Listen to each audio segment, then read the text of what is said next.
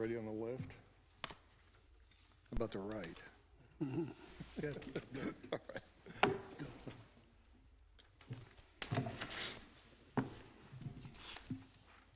Well, good evening.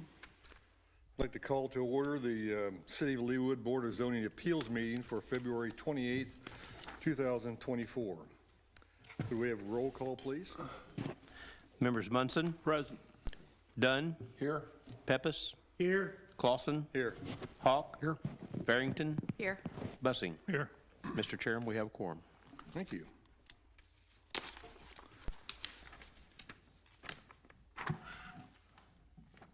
We have a single sheet that reflects the minutes from the last meeting. I guess we need to approve this. Is there a motion for approval? Move approval.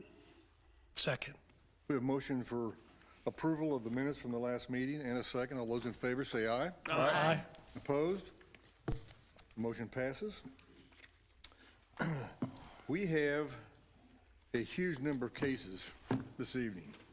So I would ask that the applicants please limit your opening remarks to 3 minutes. And if we could keep time, that would be great. Appreciate it.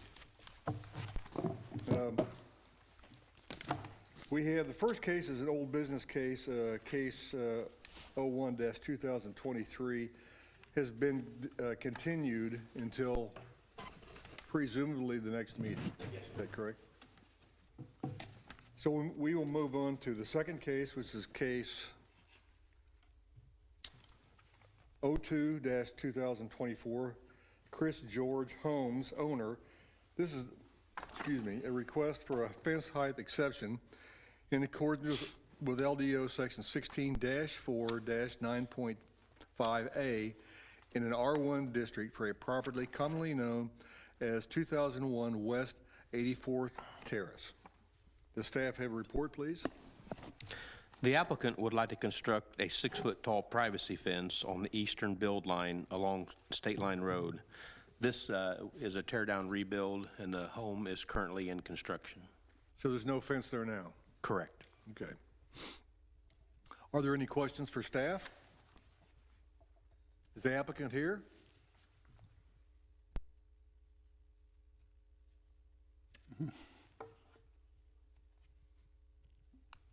Chris George? Well, the board remembers he forgot about the meeting last month too, so I don't know if you want to consider the application abandoned or just go ahead and continue it to the next meeting. That's right. This case was before us last month. I would move to continue, Mr. Chairman. We have a motion to continue case 02-2024. Is there a second? Second. We have a second. All those in favor of continuing this case till next month, please say aye. Aye. Opposed, no. Motion passes. This case will be continued until next month. The next case, we actually have 2 cases before us of the same applicant. Actually 3, I'm sorry. 2 variances and an exception. We're going to tackle the first variance. This is case 03-2024. Bruce Doctor, owner. This is a request for a variance to the rear build line for the placement of an outdoor kitchen in accordance with LDO section 16-4-1.26 in an R1 district for a property commonly known as 8417 Ensley Lane. The staff. Mr. Chairman, if I can interrupt, I'd like to recuse myself from these next 3 cases. Okay. If I could have someone notify me when they're over, or not, depending on what you want So to do. Dr. Pepis will step out, and he will not be in the room here as we discuss these cases. We'll let you know when the cases are over with. Thank you. Again, does staff have a report, please? The applicant has constructed an outdoor kitchen 5 feet from the property line without a permit. A variance for 10 feet is needed for the kitchen to remain in its current location. Since this property is considered to be an irregular lot, the LDO reduces the rear yard setback 15. Normal 15 feet. Okay. So it's currently 5 feet from the property line? Yes, sir. Okay, it's a mistake in the, okay. 5 feet from the property line.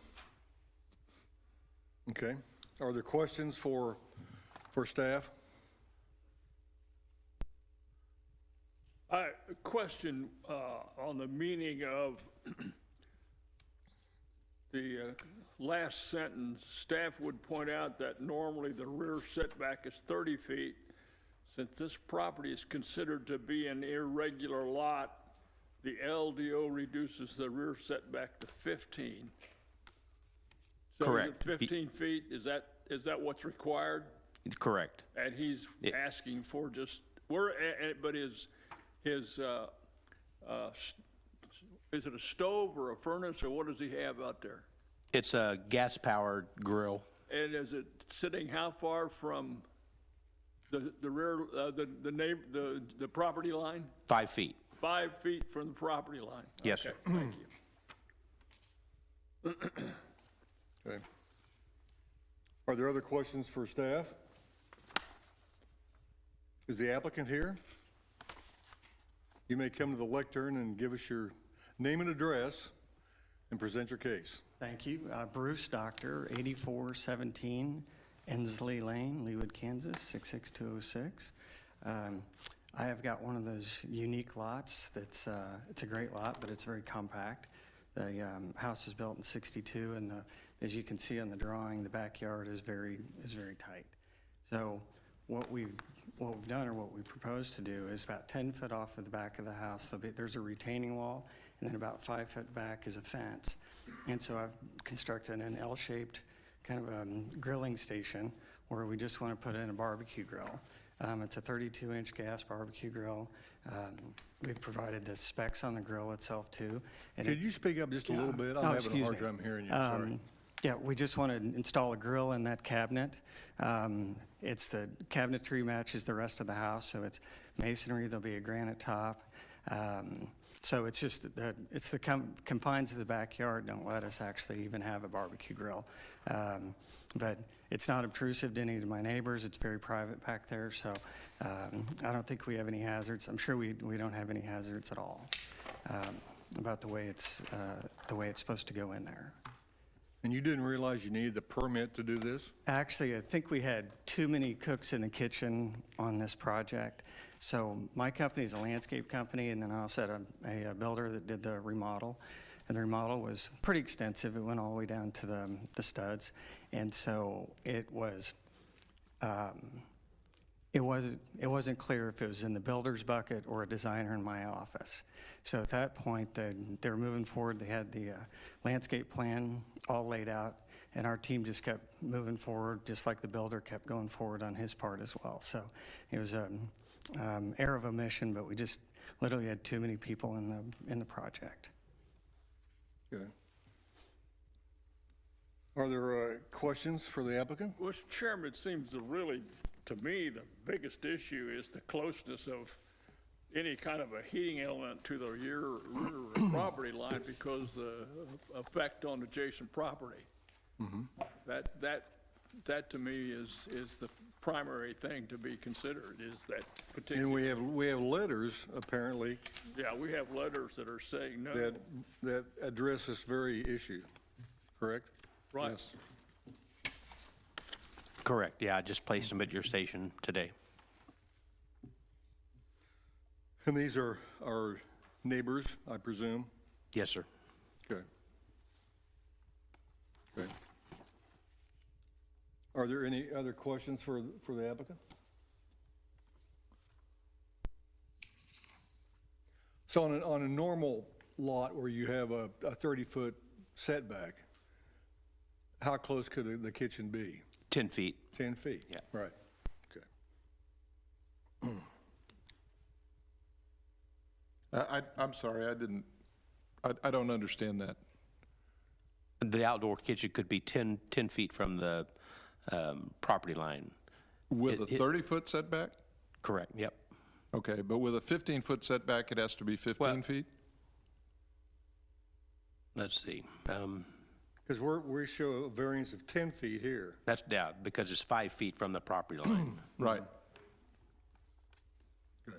But why wouldn't, if it was a 30-foot set, I didn't follow if it was a 30-foot setback, why that would allow them to put it 10 feet, within 10 feet of the property line. I would think 30 feet means they'd have to Be put in it. the build line, yeah, you're correct. Yes, Okay. Yeah, it'd have to be okay. 30 feet, I'm Okay. sorry. Yeah. Thank you, thank you. Good.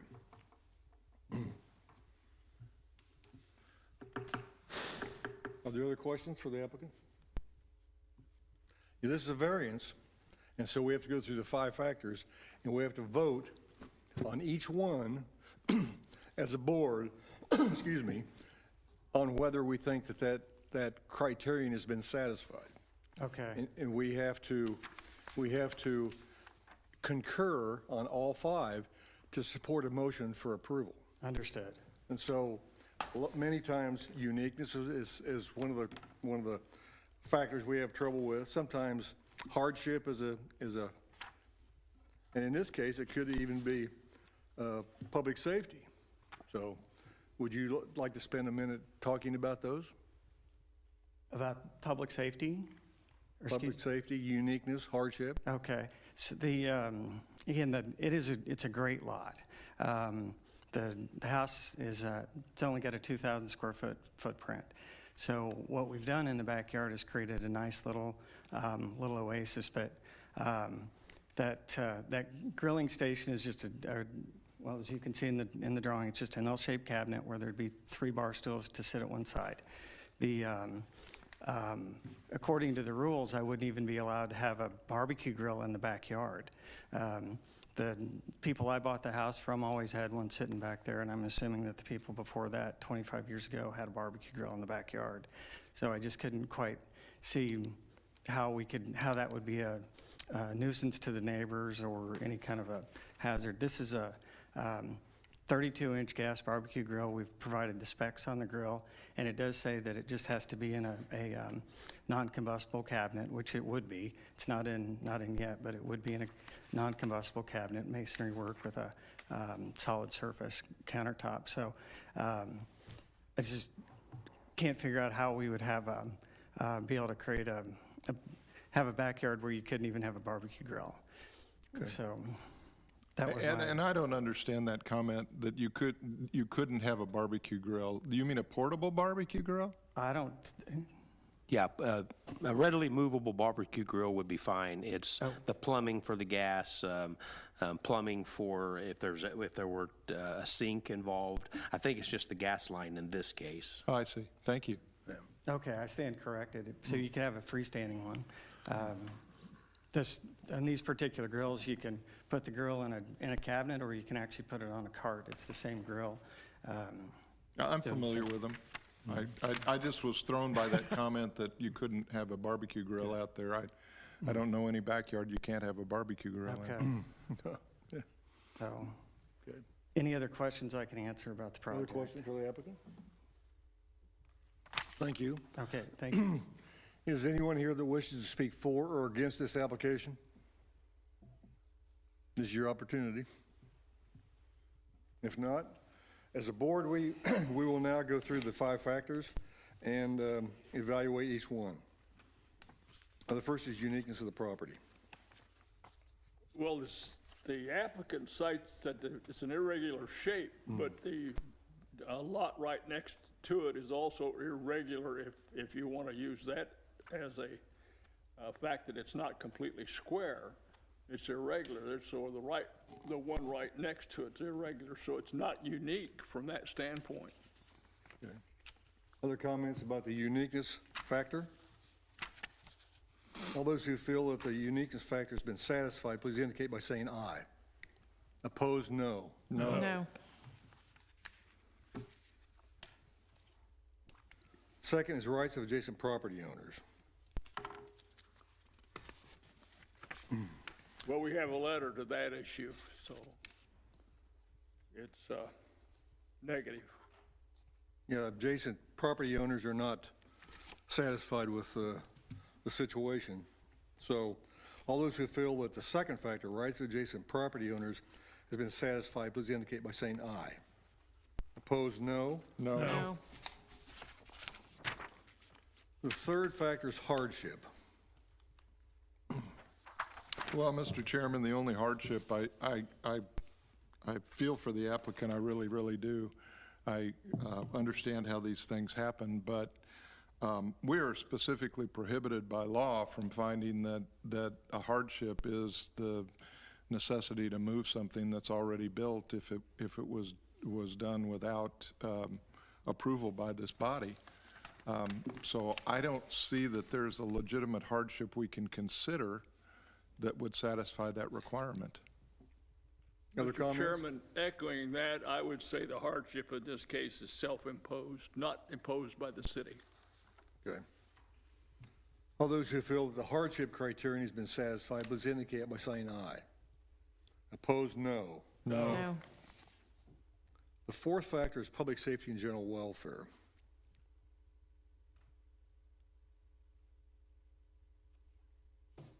Comments?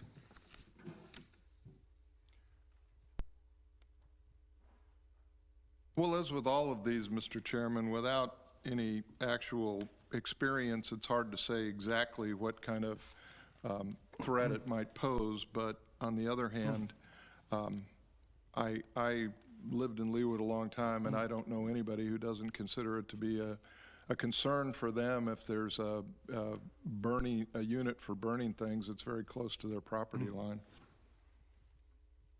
Other comments about the fourth factor, public safety and general welfare? All those who feel that this criterion has been satisfied, please indicate by saying aye. Opposed, no. No. The fifth factor is spirit and intent. The comment by staff said the intent of the ordinance is to ensure accessory structures are constructed at a reasonable distance from the property line, which is true. Any comments other than that? No. All those who feel that the fifth factor, spirit and intent criterion has been satisfied, please indicate by saying aye. Opposed, no. No. No. We have gone through all five factors and felt that none of them have been satisfied. Therefore, we must support a motion for denial in this case. Is there a Chairman, motion? I would like to move for denial of case 03-2024, address 8417 Ensley Lane. Request for a variance to the rear setback for the placement of an outdoor kitchen in accordance with the LDO section 16-4-1.2, parent B in an R1 district. Second. We have a motion for denial of case 03-2024 and a second. Did you second that, Mel? Okay. All those in favor of denial in this case, please indicate by saying aye. Aye. Opposed, no. Motion passes. This case has been denied. You'll be officially notified in writing by the city. The next case is case 04-2024. Again, this is by the owner, Bruce Doctor. This is a request for a variance to the rear build line for the placement of a fire pit in accordance with LDO section 16-4-1.26 in an R1 district for a property commonly known as 8417 Ensley Lane. Does staff have a report, please? The applicant has installed a fire pit 9.5 feet from the rear property line without a permit. A variance for 5.5 feet is needed for the fire pit to remain in its current location. So normally that would have to be 15 feet from the property line. Yes, sir. Okay.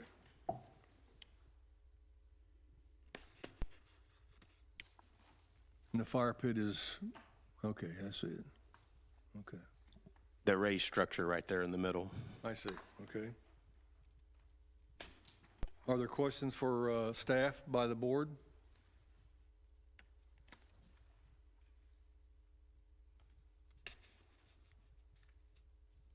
If there are no questions, would the applicant like to speak for your case here?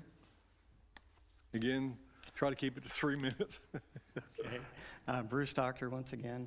The fire pit structure that's in the middle of the backyard is or would be 6 inches by a 48-inch long linear burner that actually has a glass windshield around it. It's just a push and light, something you'd see at restaurants or wherever. It just puts out a little ambiance, and I think we provided the specs on that linear burner as well. So when it's not a wood burner or anything that would put off ashes or smoke or anything like that. Just a linear burner inside that table. Some of them are tabletop. Some of them can be plumbed in. I'd prefer to have it plumbed in with gas, but it could also be a gas bottle if it needed to be. So it's just So it has natural gas hooked up to it? Pardon me? It has natural gas hooked up to it? No, there's not one there right now. Right now it's just a table, and we'd cut a hole in the top of it and drop a tray in it. Okay. Okay. All right. Are there questions for the applicant?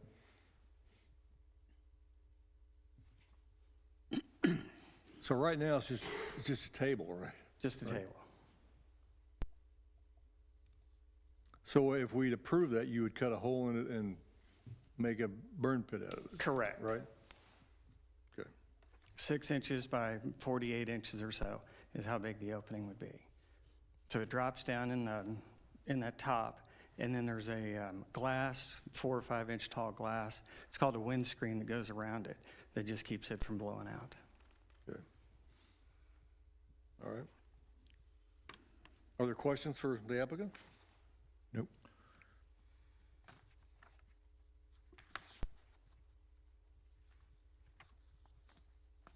If not, thank you. Thank you. Is anyone here that wishes to speak for or against this application? If not, again, this is a variance, so we have to go through the 5 factors like we did before and vote on each one, which will determine if we can support a motion for approval or denial. The first is the uniqueness of the property. Mr. Chairman, I would suggest that nothing's changed since the previous case that we heard on this as far as uniqueness of property. It is not unique in terms of the way it sits the rest of the adjacent, in comparison to the properties around it. It does not meet the criteria of being unique. Are there other comments? Yeah, I would like it if staff could put up the plan, this plan.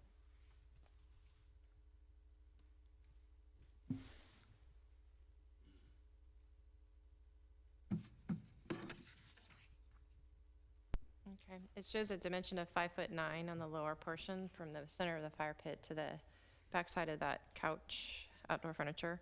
I'm a little confused because the Leawood Fire Department had put in the applicant, it basically states the applicant should ensure that all patio furniture is kept 48 inches away from the fire pit. And that was also in the requirements that were just put up there by the specifications. This shows a plan of furniture that is clearly not 48 inches away from the fire pit. So, Correct. So So to me, the space plan doesn't meet the safety concerns of the specifications or the fire departments. right, the only thing, if you were to approve the request, he could have the fire pit, but he couldn't put any. Any furniture around it at all. Correct, yeah. So it is possible to get an approval and meet the requirement per the spec sheet. But then you can't but- utilize it like it's meant for. Yes, ma'am. Other comments? All those who feel the uniqueness criterion has been satisfied, please indicate by saying aye. Opposed, no. No. The second factor is rights of adjacent property owners. I presume that the 2 letters are also addressing the fire pit issue too. Correct. Because they were notified that there were 2 variances, right? Yes, yes, sir. Okay,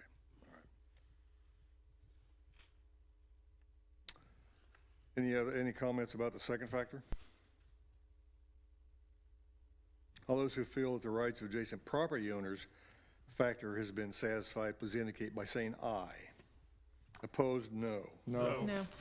We voted in the negative on the second factor. The third is hardship. Any other comments about hardship that we haven't discussed? Under the hardship, it says if he would have talked to the city, they could have informed him of the criteria for the placement of the fire pit. Could you elaborate a little bit on that? Pardon me? No, I was talking to staff.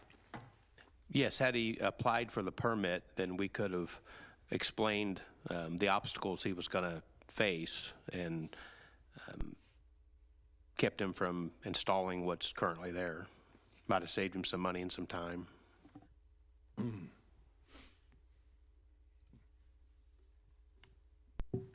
Other comments?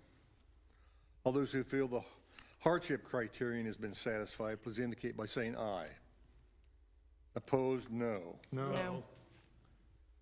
The fourth factor is public safety and general welfare. Mr. Chairman, I'll speak on this. I think I was pointing out the specifications and the location of the fire pit in accordance with the space plan of the furniture and then proximity to the house, and concerns would be not only just public safety of the neighbors, but the public safety of actual people residing there and utilizing this. It's not well planned. Other comments? All those who feel the public safety and general welfare criterion has been satisfied, please indicate by saying aye. Opposed, no. No. We voted in the negative on the fourth factor, and last is spirit and intent. Mr. Chairman, I'd quote the staff report that the intent of the ordinance is to ensure accessory structures are constructed at a reasonable distance from the property line, preserve privacy, and fit the surroundings. This clearly does not, this application. Other comments about spirit and intent? All those who feel that the fifth factor, spirit and intent, has been satisfied, please indicate by saying aye. Opposed, no. No. No. We have evaluated all 5 factors and felt that all had not been met. Therefore, again, we must support a motion for denial in this case. Mr. Chairman, I move to deny case 04-2024-8417 Inslee Lane, request for variance to the rear setback for the placement of a fire pit in accordance with LDO section 16-4-1.2, parent B, parent 6 in an R1 district. Second. We have a motion for denial in case 04-2024 and a second. All those in favor of denial in this case, please indicate by saying aye. Aye. Opposed, no. Motion passes. The motion, the case has been denied. And we have one more case with the same applicant, case 05-2024, Bruce Doctor, owner. This is a request for a fence height exception in accordance with LDO section 16-4-9.5A in an R1 district for a property commonly known as 8417 Inslee Lane. The staff have a report, please. The applicant has constructed a 6-foot tall privacy fence along the rear property line without a permit. A fence height exception is necessary for the fence to remain at its current height. Are there questions for staff? Mr. Chairman, staff, I just want to clarify, there's an existing 6-foot fence, so this is just to replace one that's already that height. I don't know for sure. I know the application said he replaced one. I don't know if one was there or not. I don't have a record of a fence permit ever being pulled for the address, so. Do we have a picture of the fence? I mean, I can't hardly. Yeah, it's kind of dark, but it's you can see it was built on a retaining wall, so it does stick up quite high, and that's because there's a pretty good elevation change east to west, going down. So the neighbor, his rear neighbor, does sit quite a bit higher. So I'm sure that's probably why he built the fence. Is that a wood fence? I can't. Yeah, yeah, with vertical slat, or horizontal slats. Okay, all right. Other questions for staff? Does a neighbor behind this fence, is he one of the people who have an opposition to this fence? I don't know if the letter specifically calls out the fence. Doesn't. I know the main concerns were the fire structures, the kitchen and the burn pit. The fence isn't in the letters. I've read them both. Yeah, I scanned it, I didn't see it either. Is the applicant here? You may come to the lectern and give us your name and address and present your case. Thank you, Bruce Doctor, 8417 Ensley Lane, Leawood, Kansas. I purchased that home about 2 years ago, and there was a 6-foot fence on the property. It was a board-on-board that had actually been patched up over the years, but I would say it had to have been there for a long, long time. We got lots of pictures of the house before we started the renovation on it. So we just essentially replaced the fence with just a newer style. We went with the vertical look instead of the board-on-board, which was there before. There was some conversation between me and the neighbor behind me that was, they are thrilled, absolutely thrilled with the fence because of the way our houses sit. My house sits considerably lower than their house, and they've got a sunroom, sun porch on the back of the house, and they just wanted to make sure that they weren't looking down into my family room. So we just essentially, it's a 100-foot straight line fence. There's no side pieces. It doesn't actually enclose my backyard. It's just So there was a fence there before? There was a 6-foot board on board. Oh, it was a 6-foot A fence? 6-foot board on board was there. Again, I've got loads of pictures of it. So we just essentially replaced the fence. And the wall that was there, which is shown in those pictures too, was a mortar brick wall that everything was leaning in toward the house. So that was just simply replaced, and then we had to replace the fence on top of the wall. Okay. Mr. Chairman, I would like to correct the record. I was in error. One of the letters does mention the fence and pretty much tracks what the applicant has said, that Okay. they're not opposed to the fence. Okay, good, all right. Okay. Are there other questions for the applicant?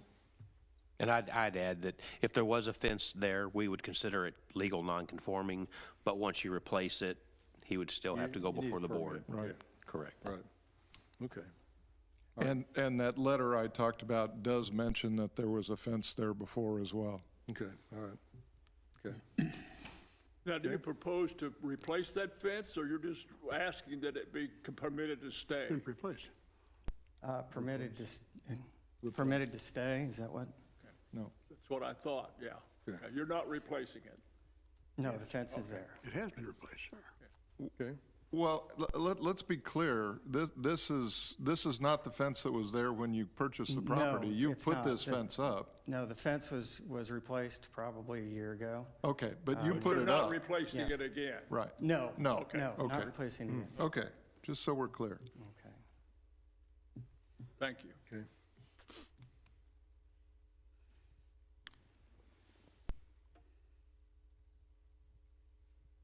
Are there other questions for the applicant? Thank you. Thank you. Again, is anyone here that wishes to speak for or against this application?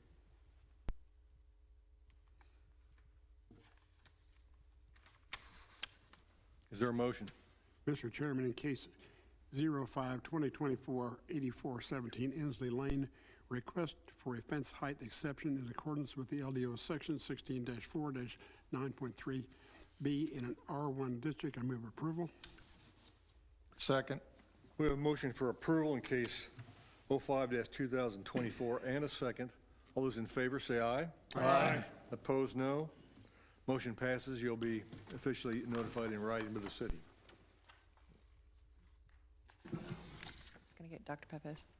Pardon me? It's going to go get Dr. Pepes. He's what? Getting Dr. He's going to retrieve the doctor. Okay, The dentist. okay, yeah, good. Okay.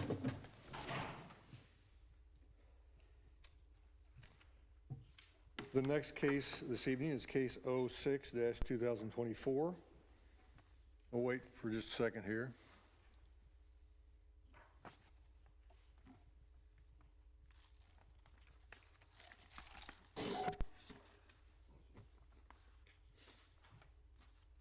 He had another case he was going to step out of too, I forget.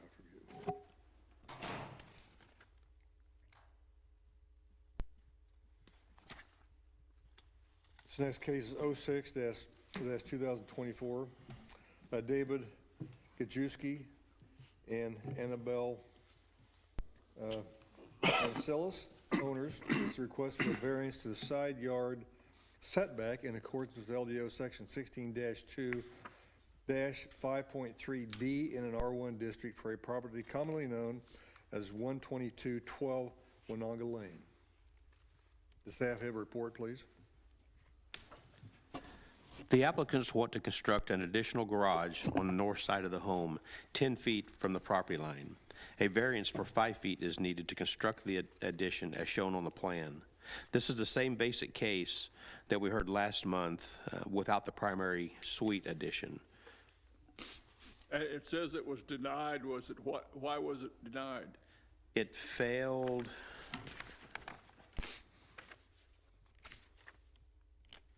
Hardship and spirit intent. Failed those two? Yes, sir. Okay. Hardship and what? Spirit and intent.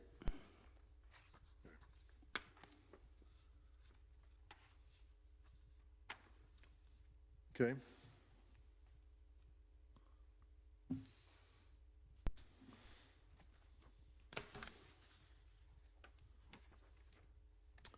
Any questions for staff? Any additional questions? Was the previous case requesting a garage? Yes, sir. The previous case requested the garage and a primary suite behind the garage as well. So this is just a garage? This time, it's just the garage, correct? So the previous case, was that just side yard setback? I believe it was. Okay, all right. Okay. And Wade, is the dimensions the same on the garage as what it was the last time? I believe so.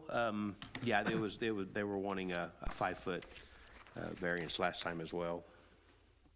Okay. Other questions for staff? Is the applicant here? You may come to the lectern and give us your name and address and present your case. Hi, my name is David Gajewski, and I live at 12212 Winonga Lane in Leawood, Kansas. And yes, the last time we had the primary suite behind, and this time we are just wanting the variance for the garage. We would like to have enough room to put a car in there.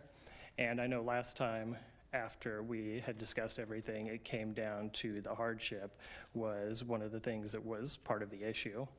And one of the things that I feel that would cause hardship if I wasn't able to put, once my kids are old enough, they'll be driving, to have a car in a garage as opposed to just on a concrete slab or even in the street, is the safety risk that it could pose should I just have to park it in the street or on a slab of concrete. In the news, there's been a lot of reporting about cars being broken into and stolen. And I was able to go on to the Leawood Police website to where they list all the crimes and everything that's going on. And I was able to take that data, and you can filter it out to see what just happens in a house like mine that's got a house, a garage, and it's either been in the driveway or in the street. And in 2023 alone, one theft of either inside of the vehicle or the vehicle occurred every 2 days. And I've brought the data if you would like to see it. So I would like to avoid that hardship by being able to place the car inside of the vehicle. In fact, there was an article that I also brought, one of the houses that was broken into that made it in the news. One of the Leawood police officers, Roy Owens, was stated that the best way to avoid this happening is to remove the temptation. And so I would like to remove that temptation by being able to put a car into the garage. your house typically right now has a two-car garage, correct? Correct.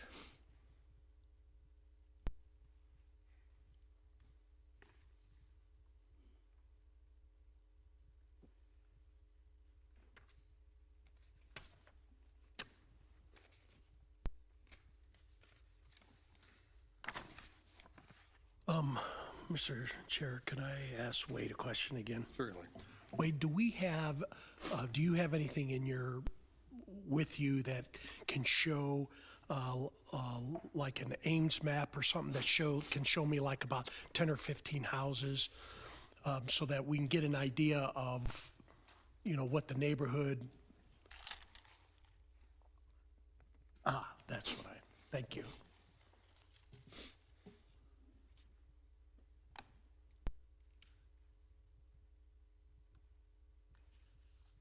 Can you point out the house?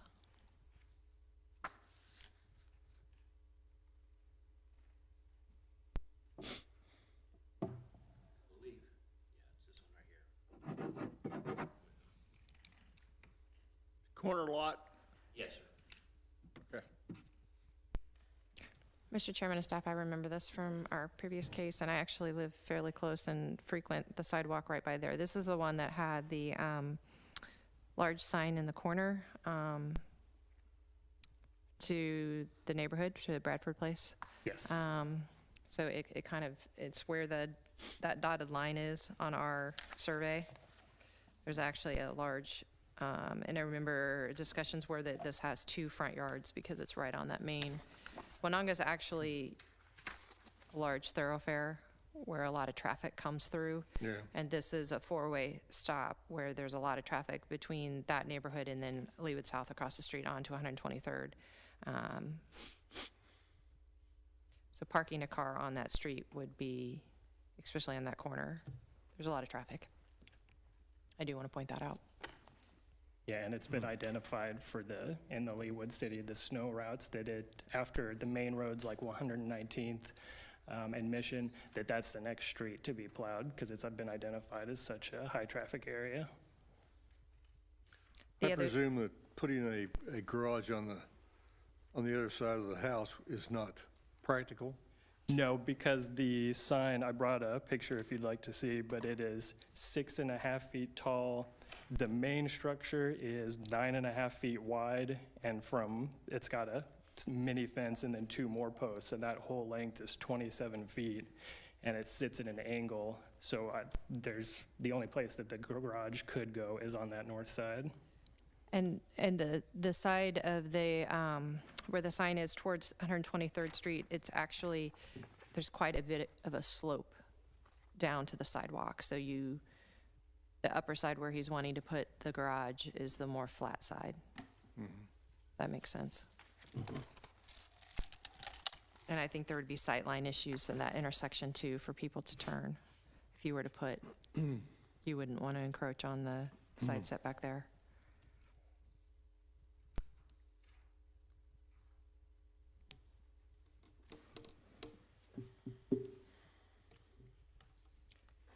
Are there other questions for the applicant? I put a plan on the screen. He could build that box right there without going to the board. That meets the 15-foot side yard setback. And he could probably get one car in there. How wide is Plus, it? I wonder how wide is it? That I don't know. I just, like I said, I just drew it on there. But the north line is the 15-foot build line. Yes.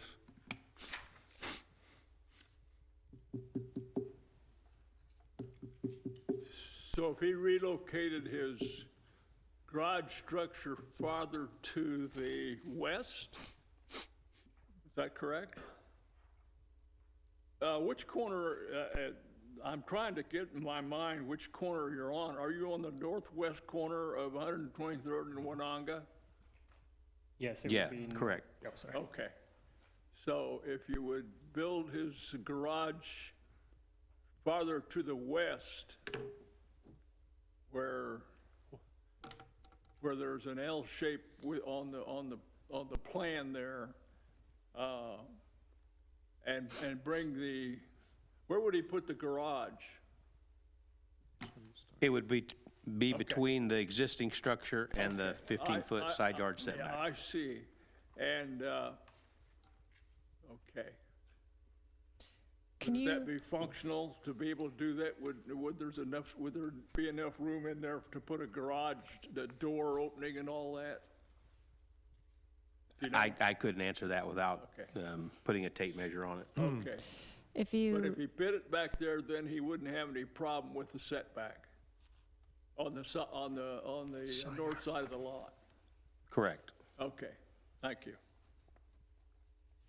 if you zoom into the, I don't know if you can zoom into that survey.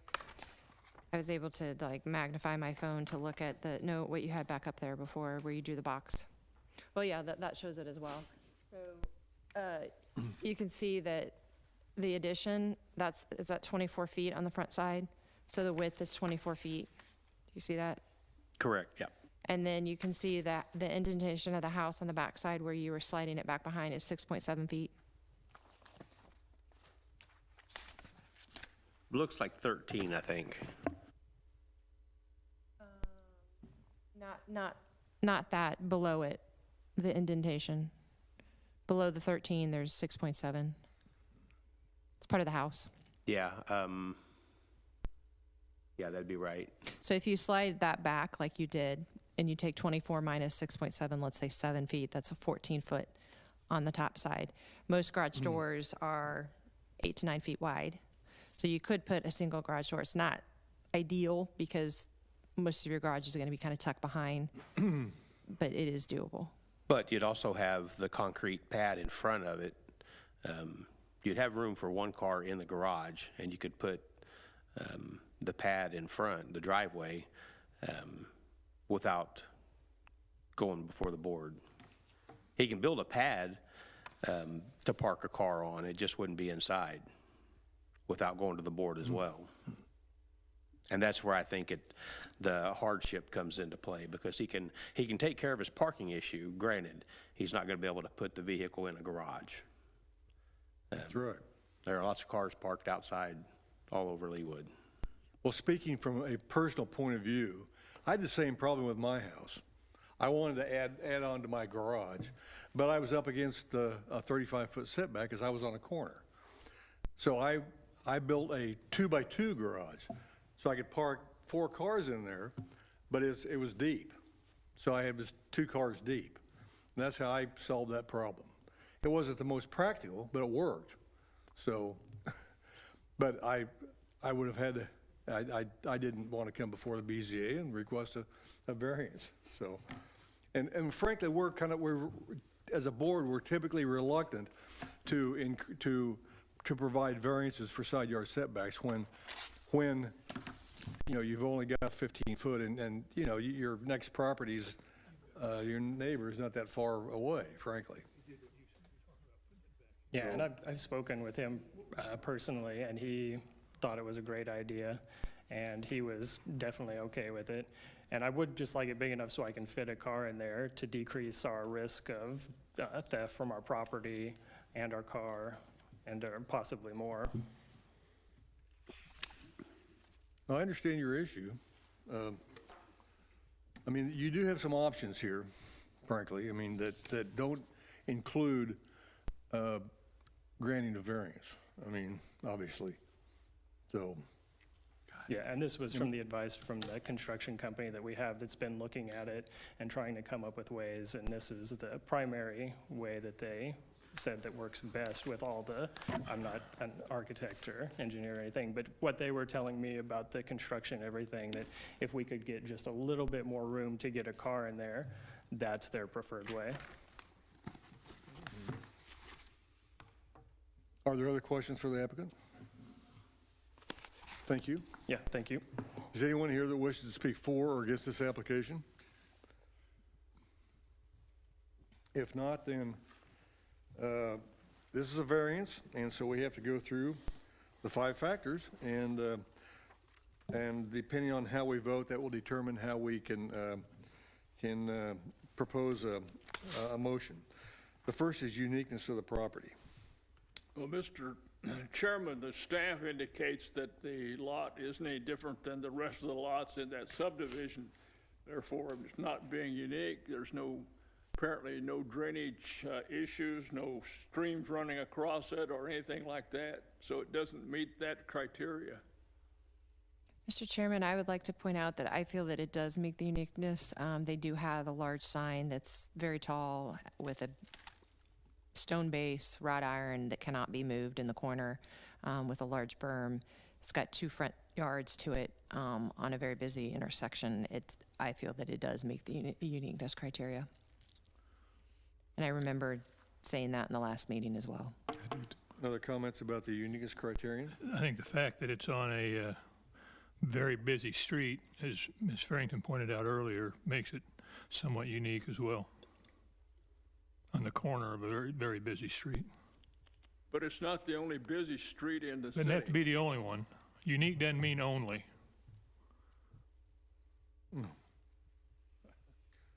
Unique means one of a kind, I believe. Isn't that true? One of a kind, unique? Well, there are more than one definition for unique.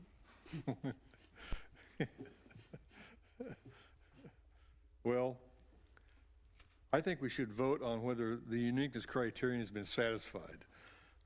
If you think it's been satisfied, please indicate by saying aye. Aye. Opposed, no. No. I'm trying to figure out who voted for no. No, just one? Okay, so we felt the uniqueness criterion was satisfied, okay? The rights of adjacent property owners. Well, I see no evidence that the rights of adjacent property owners would be negatively impacted. No calls, no No letters? calls for or against the Okay. request.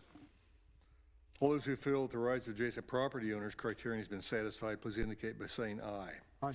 Aye. Aye. Opposed, no. We voted in the affirmative on the second factor.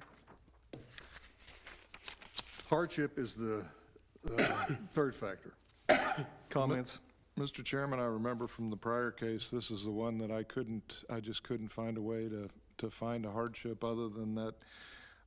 I mean, I understand all the reasons for it. You talked about it. I've watched a lot of families grow in Leawood, a lot of people dealing with these issues. But that doesn't mean that a variance should be granted just because it's difficult to do. There are other ways to do this if that's what they really need to do within the ordinance, and I think we need to respect the ordinance. Other comments? All those who feel the hardship criterion has been satisfied, please indicate by saying aye. Opposed, no. No. We voted against hardship in this case. The fourth is public safety and general welfare. Comments? Well, given the staff's comments regarding potential blocking or damming up water, then I have nothing to, no indication that isn't a proper concern. And if that's a proper concern, then I don't see that we could find that this doesn't adversely affect or potentially adversely affect public safety and general welfare. Other comments? All those who feel that the public safety and general welfare criterion is satisfied, please indicate by saying aye. Opposed, no. No. No. The last is spirit and intent. Comments by the board?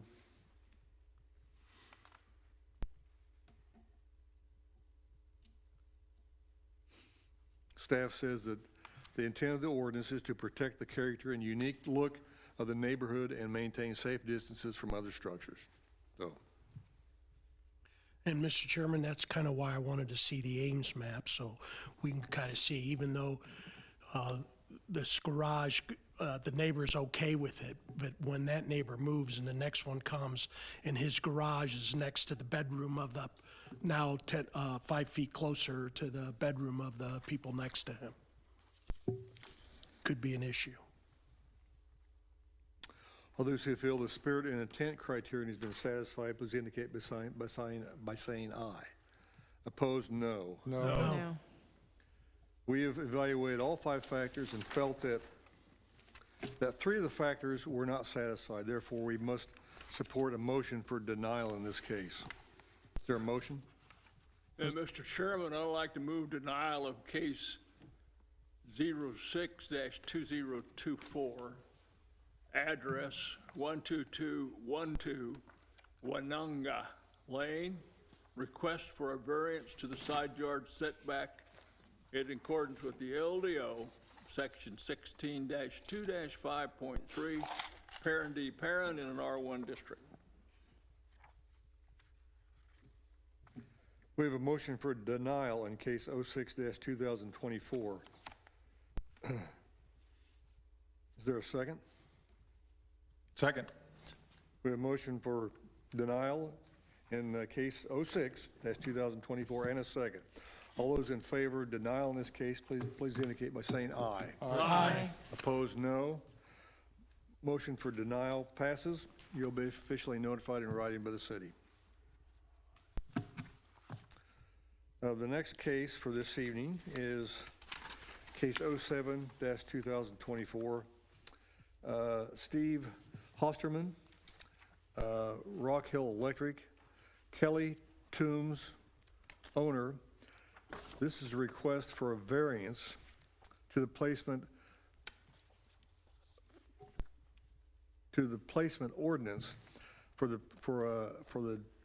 a generator in accordance with LDO section 16-4-1.3A 7D in an R1 district for a property commonly known as 3410 West 88th Street. The staff have a report, please. Mr. Chairman, before staff gives a report, I wish to recuse myself again. Okay. So sorry. Again? All right. If I could have someone come and get me. Why'd you come? We'll notify you when we're done. 2 times, the same night? Yeah. Does staff have a report, please, on this case? The property owner would like to install a new generator 7 feet 1 inch from the primary structure. A variance for 2.1 feet is needed to place the generator at the location shown on the plan. Wade, is that because of the closeness to the house? There's an overhang, a deck, Uh-huh. and they currently have a generator, but they're putting a new one in. Right. This one will be placed, 7 feet from the primary structure, but the ordinance says it has to be 5 feet or less. I But see. because of that Okay. deck overhang, they want to move it so that it's not underneath that deck. I assume So they're this- moving it away from the structure? Yes, sir. I assume this generator meets all the specifications for generators. Yes.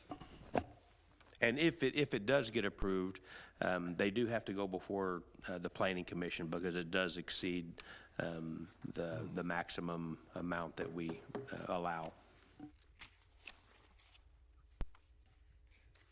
But How close is it to the nearest property? I think I do have some measurements in the staff report. It's a long ways away. This is Okay. a large estate lot, backs up to a lake, so the closest neighbor is, 54 feet, I think you said. Okay, okay. okay, thank you. Mr. Chairman and staff, so we're basically voting on the 2 feet because the supplemental provisions that you provided and the LDO show that all generators must be situated no more than 5 feet away from the structure. Right, we give them, So we're just voting on the 2 feet Yes, variance, ma'am. and we're not looking at neighboring. no, neighboring. no, it's far enough away, no one's going to see it, no one's going to hear it. So they want to remove from his second floor overhang, right? They want to move it farther away, correct? Yeah. Okay. Okay. Is the current generator, the one that was removed, was in the same location, but underneath that overhang? Or is it a different area? Say again? The current generator, the one that was removed, was it in that area underneath the overhang, or was it in a different location? I think it's around the corner, the applicant would be able to Is tell that you. visible back there? Yes, that's the red square is where they want to put it. But I'm saying the current generator is back around the side of the house? Yeah, I think that is it, yes. What's wrong with that location, I wonder? Okay, all right. Other question for the applicant? Is the applicant here? You may come and give us your name and address and present your story. Good evening, I'm Kelly Toombs, 3410 West 88th Street in Leawood. The current generator was placed by the prior owner when the house was completely gutted and rebuilt in 2008. The generator's failed, so we'd like to replace it. It is on the side of the house now, and that would be the ideal location for us. I've got some photos if you want to see additional photos. It's well screened. It cannot be seen. We're on a cul-de-sac, only 3 houses, as we said, and nearest neighbor's 54 feet, so nobody's. This is a near us. natural gas generator, correct? Pardon me? Natural gas? That's correct. Okay. Yes. If we're required to move it, it has to go under the overhang. We'd like to leave it where it is because all the electrical connections are there, the gas connection is there. If we had to put it anywhere else behind the house, the gas line would be so long we would have insufficient gas pressure to run the generator. So we would like to either replace the generator where it's existing, it's well shielded by trees, et cetera, or move it to the back of the house and have the variance of an additional 2 feet so it's not under the overhang. Okay. You got some pictures we could look at? Yeah. Wade, is the current generator non-conforming? Correct. It's on the side of the house. Yeah. It's required to be in the rear of the house. Ah, okay, thank you. In 2008, was that the code? I'm guessing it passed inspection when the house was redone in 2008. How far away is your neighbor to the side? I'll show you a little bit. Okay.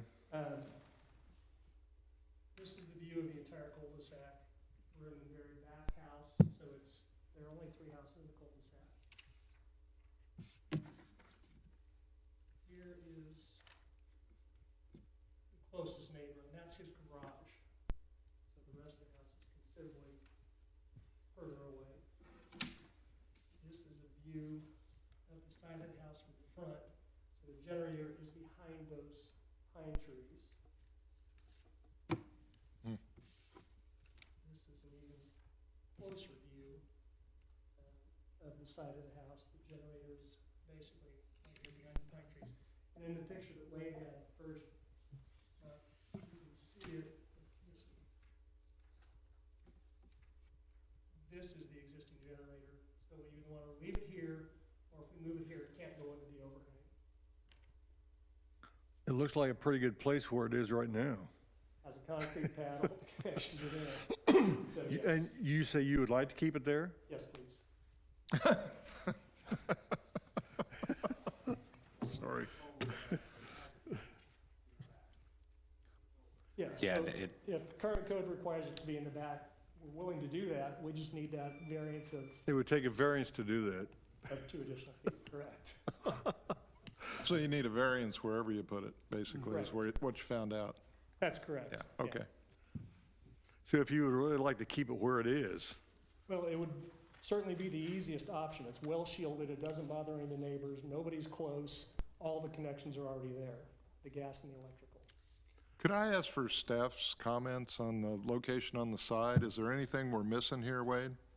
Well, the bad thing is, they applied for the variance just before you. I got it. If they want to put it in the side, it'll have to go next month, because it was noticed in the paper for this variance. I see. I see. Let me ask just procedurally, if we were to approve this for the back, the variance for the back, would anything preclude him from coming back for a variance to put it on the side instead? I would say yes, because I have to notice I see. and give neighbors the opportunity to speak against that. I don't think there are any here, but we haven't got to that part yet. Okay. if he wanted to modify this variance to put it where it is, Then I have to renotice. but he wouldn't have to, all we'd have to do is revise this, right? And advertise it for next month. Correct. Right. And he would have to mail the letters, remail. So there's an expense of mailing all these letters certified again, because it is a different request. Yep.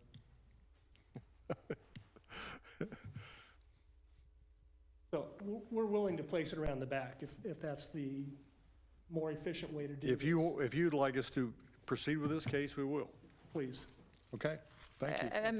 Mr. Chairman, I have a question. I just want to clarify. If we do proceed with this case and we do vote for the variance, though, that precludes him from being able to come back next month to try and put it on the side, correct? That'd be a question for, I don't think so, no. So if we approve this tonight, he could come back next month and ask to put it on the side as another variance, and we can vote on that separately. He could, but again, he'd have to mail all the letters again, and I don't, That leaves it up to the applicant's choice then. Okay. Okay. Any other questions of me? I think we understand the case. Oh, I do have one question with respect to uniqueness. Staff mentioned that there's a large storm drain on the north property line. I'm not picturing where that is and how that affects this. Right, it's a big open concrete drain that drains, we back up to the lake that's on Mission Road between 87th and 89th, and that's the drainage off of the spillway over the lake. And that's on the back of your house?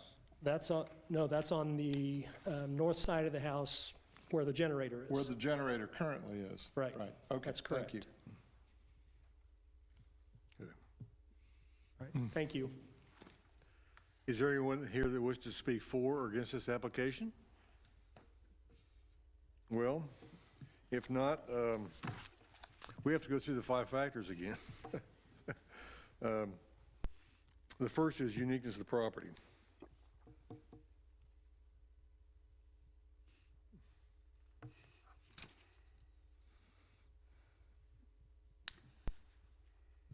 Comments? Is it the large storm drain on the north side of the property line that makes this lot unique? I don't think that's the only thing, no. But yeah, that does, What else would make it unique? Well, I personally have tended to favor uniqueness where the problem is being generated by the fact that our ordinances have changed since this was originally done. And this qualifies, I think, because the generator was apparently properly placed on the side to begin with, but can't be placed there because now we say it has to be in the back. And Well, and he has a second-story overhang, which I can understand why he doesn't want it on his slab there. absolutely, and there's plenty of room too, which doesn't have anything to do with uniqueness, but there is plenty of room. No. All those who feel the uniqueness criterion has been satisfied in this case, please indicate by saying aye. Aye. Opposed, no. It passed, the first factor. The next is rights of adjacent property owners. Any comments from anybody, that you're aware of? Apparently, it improves the rights of the adjacent property owners. All those who feel that the second factor, rights of adjacent property owners criterion has been satisfied, please indicate by saying aye. Aye. Opposed, no. Third factor is hardship. Well, the issues with the gas supply that the applicant talked about would appear to be a legitimate hardship in my mind. Other comments? particularly in that there's a workable alternative. Right. All those who feel the hardship criterion has been satisfied, please indicate by saying aye. Aye. Opposed, no.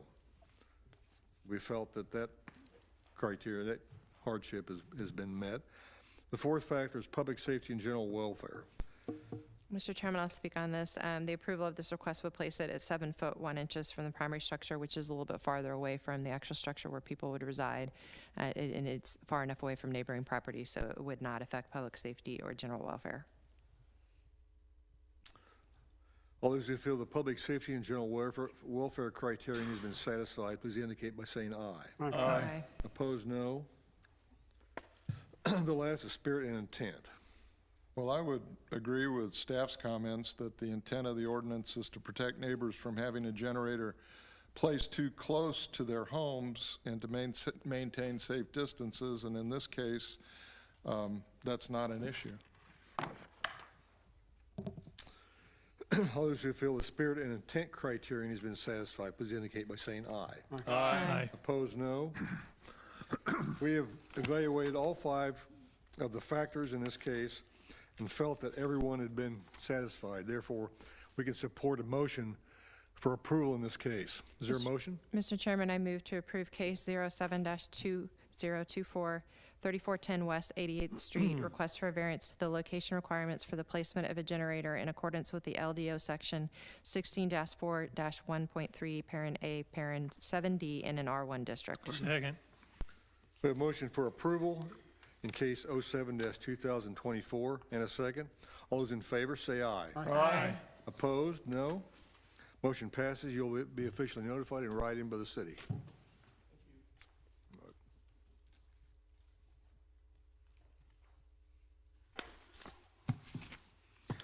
The next case is case 08-2024.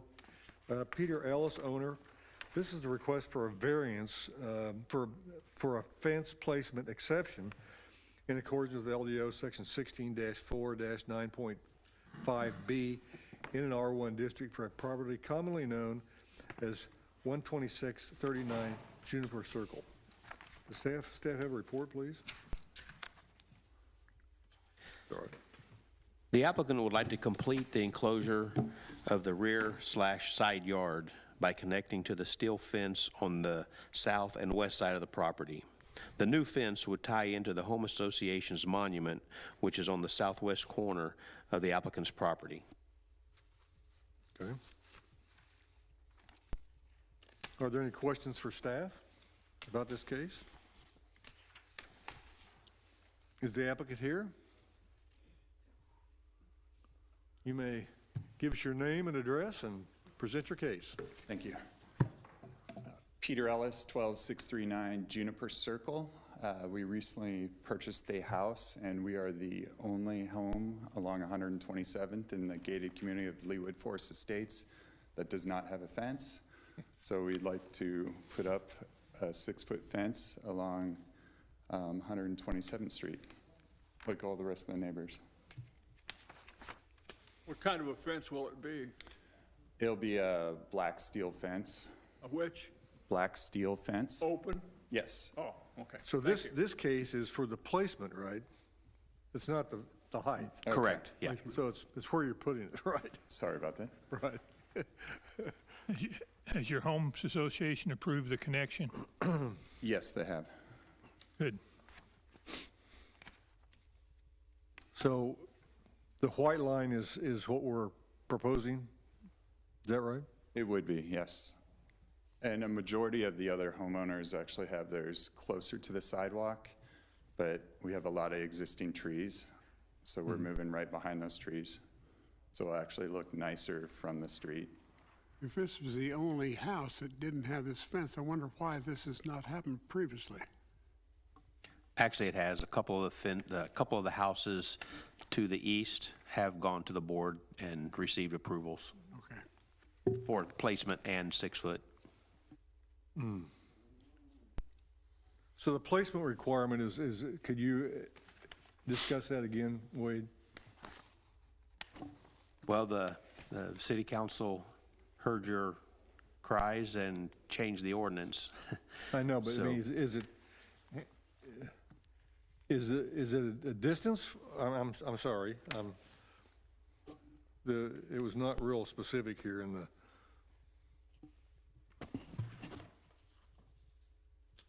So the fence on the west side would connect the two monuments. And the white line that'll be the next case. That's for a fence height exception. It will be 6 feet tall and will match the same style, the wrought iron in appearance. Okay. All right. Are there questions for the applicant?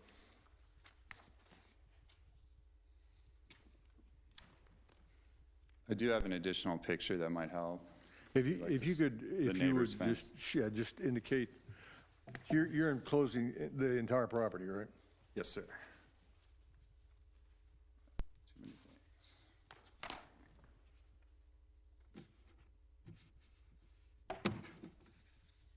There you go. So that That is actually my neighbor direct to the east. Okay. And then, And that neighbor went to the board in 2015. let's see if I have should have. And the neighbor just east of him went in 2017 and was approved. And it is a 4-foot tall fence. And then if you look right here is the monument. The signage for Leawood Forest Estates. The fence would be on the other side of these 3 trees we see here? Yes, they would run behind that. Good. So where would he have to put the fence without an exception? Where could he put it without an exception? He'd have to meet the build line, so it'd be 30 feet on the rear, and the side of the home would determine the west side. Good. So in this picture, 30 feet from the property line would put it really close to the rear of the home. So this is the corner house at the main entrance, correct? Correct, yeah. Okay. Good. Would you like to see a picture of the other corner? The house across me on the west? Sure. Okay.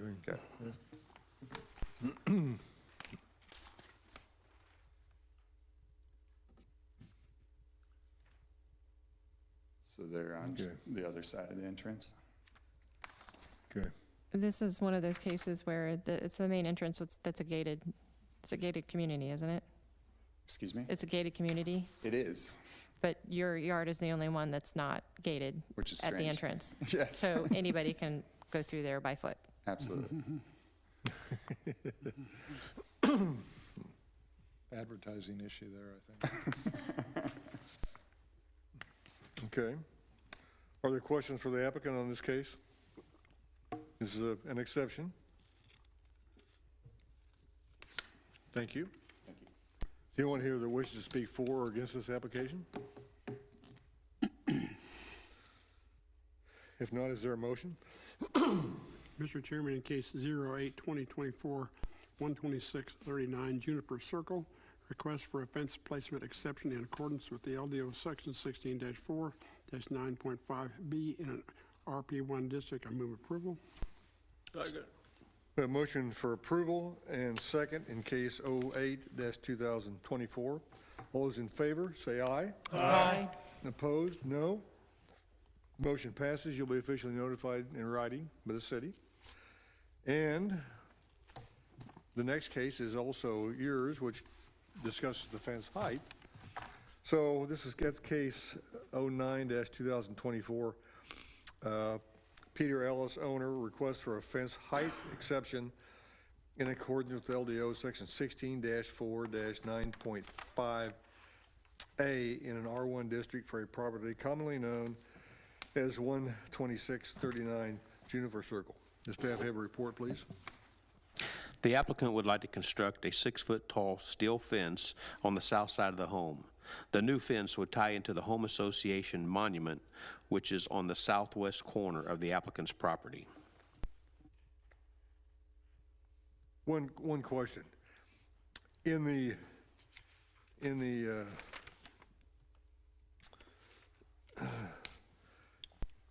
what I described this case, it says it's an R1 district. The case here says it's an RP-1 district, which is correct. It is an RP1. It is RP1? Yeah. Okay. All right.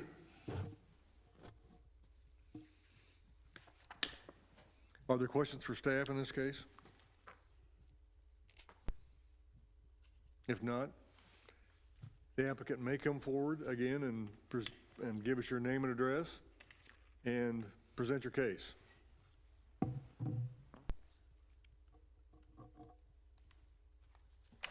Peter Ellis, 12639 Juniper Circle. Just regarding the height, we just want to match the height of 6 feet that all the rest of the neighbors have in our subdivision along 127th Street. Are there questions for the applicant? I do. So every fence that you're going to tie into is going to be the same height as what you have, 6 foot. Yes, and if there's other spots in the yard that are 4 feet, I'm tying in at 4 feet, but I guess it'd be the southernmost portion along 127th would be the 6 foot 6 foot. portion. Okay, all right. Other questions? Thank you. Thanks. Is anyone here that wishes to speak for or against this application? If not, is there a motion by the board? Mr. Chairman, I move to approve case 09-2024, 12639 Juniper Circle, request for a fence height exception in accordance with the LDO section 16-4-9.5A in parens in an RP-1 district. Second. Who seconded it? I'm sorry. Mr. Bussey. Mr. Bussey? Okay. We have a motion for approval in case 09-2024 and a second. All those in favor, say aye. Aye. Opposed, no. Motion passes. You'll be officially notified in writing to the city. The next case for this evening is case 10-2024. Scott Balog, owner. This is a request for a fence height exception in accordance with LDO section 16-4-9.5A in an R1 district for a property commonly known as 9736 State Line Road. Does staff have a report, please? The applicant would like to construct a 6-foot-tall privacy fence on a small portion of the rear yard. This would serve as a screen from State Line Road and provide a safe play area for the children. So on your screen, just the portion in red would be 6 feet tall. Okay. The rest of the enclosure will be 4 foot. Okay. Is that state line on the left-hand side? Is that, Yeah, the home faces State Line, so the fence would be on the west side. No, state lines. Oh, no. Show a state line on this plan. Okay, I see the north arrow. Okay. It's okay, we got it, Wade. Okay, all right.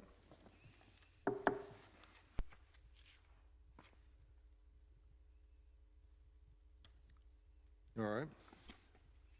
So wait, red is 6 foot. Yes, sir, and that's the only thing you're considering.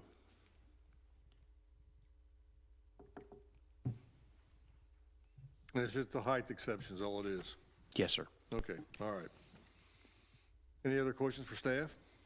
Is the applicant here? You may come to give us your name and address and present your case. Good evening. My name is Scott Baylog, 9736 State Line Road in Leawood. I'm joined by my wife, Catherine, and we love it here. We just moved here from Tallahassee, Florida. I can hardly hear you. My name is Scott Baylog. I live at 9736 State Line Road. I'm joined by my wife, Catherine, and I mentioned we love it here. We just moved here from Tallahassee, Florida in August of last year.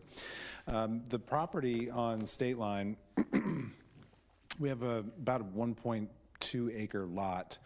The house faces State Line, and the fence that we have proposed is part of a broader landscape plan. Excuse me. The objective of why we would want 6 feet on that sort of front-facing portion is for privacy and also noise mitigation. There are hundreds of cars that go up and down State Line. It'll be a very nice design. It's a mix of steel and wood. It'll be horizontal planks, and it'll graduate down to a black steel fence. It's for noise mitigation, privacy, and then safety. Okay. So that's a picture of your fence? That's what's proposed. Well, that's a nice That's what looking they're fence. now? Sorry? That's what they want to construct. Okay. Right. We have a 12-year-old daughter as well, my wife. Okay. And a dog, yes. All right. Are there questions for the applicant? Fairly straightforward. Okay, thank you. Thank you. Is anyone here that wishes to speak for or against this application? If not, is there a motion by the board? Mr. Chairman, I move to approve case number 10, 2024 at 9736 State Line Road, request for a fence height exception in accordance with the LDO, section 16-4-9.5A in an R1 district. Second. We have a motion for approval in case 10-2024 and a second. All those in favor of approval in this case, say aye. Aye. Opposed, no. Motion passes. You'll be officially notified in writing by the city. Great. Good luck. The next case this evening is case 11-2024. Christopher and Lindsay Zide, owner. Hope I said that right.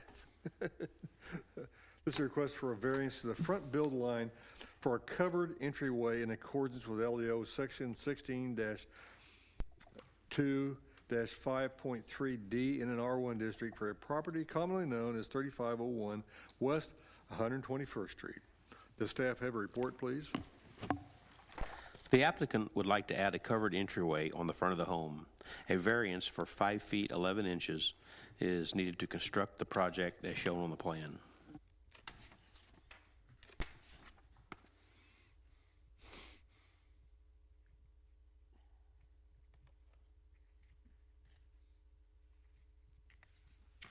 So they're behind the build line, but they're adjacent neighbors. Correct, yeah, it's going to be because the average, The average. yeah, that's what they have to meet. Okay. We don't happen to have a picture of properties down the street, right? Just to see what, like an Ames map or anything? Just curious to see what it kind of looks like. That's taken from the driveway one house away, so you can kind of see down the street.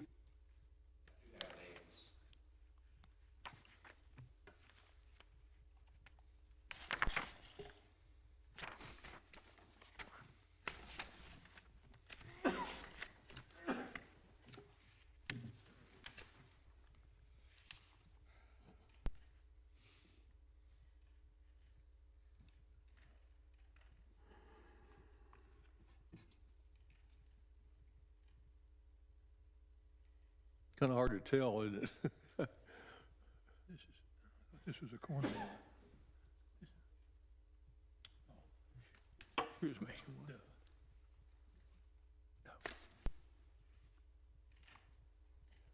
Unfortunately, that red line doesn't show up on that photo. Could you put that one back up that you had on the plan view? Yeah. Their house sticks out just a little bit more than the adjacent. They're a neighbor, isn't it? Looks like it's.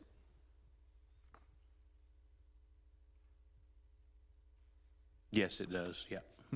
It does stick out more farther than. A little bit, Can you yeah. show the photo of the side view? It's a colonial, white colonial, yeah.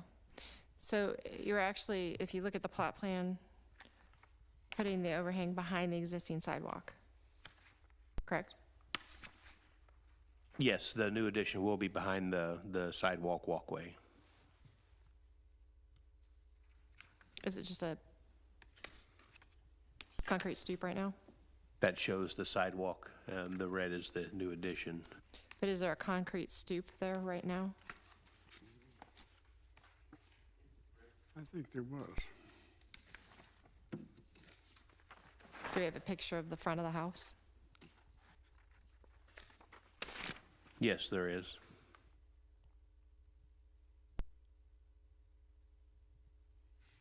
This is not a structure, it's just an overhang. Correct, yeah. Okay, It overhang with columns, right? We've seen so many of Okay, these all right. before. This is Okay. not unusual. Well, we ought to have the applicant come up and present.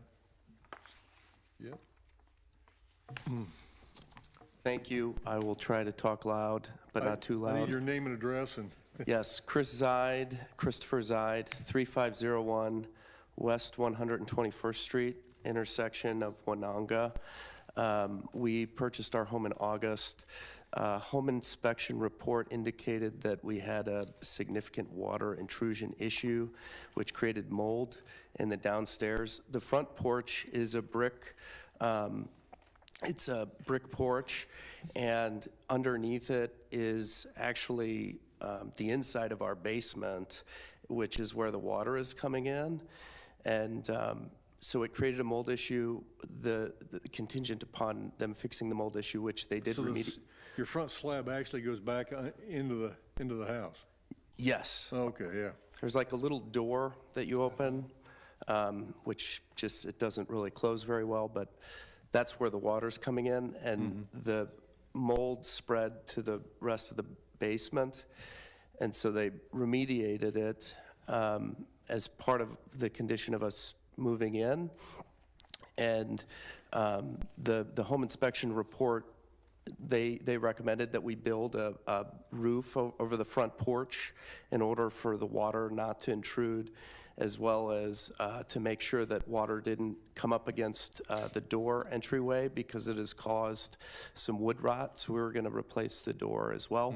And we do have 2 kids under 3, so we want to make sure that we have a safe environment for them especially, and my wife too.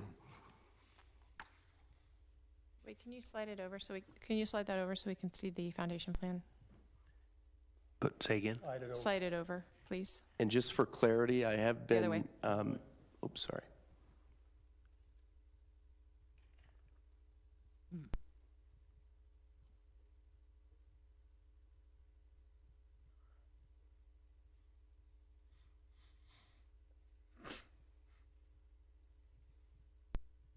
So you're looking to replace the brick porch with a concrete slab over to support the structure and everything?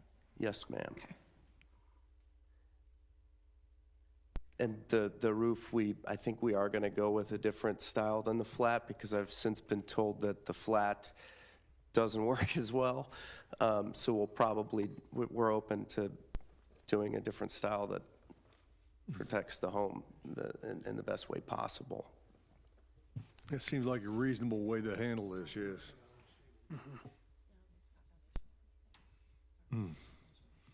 Are there any other questions for the applicant?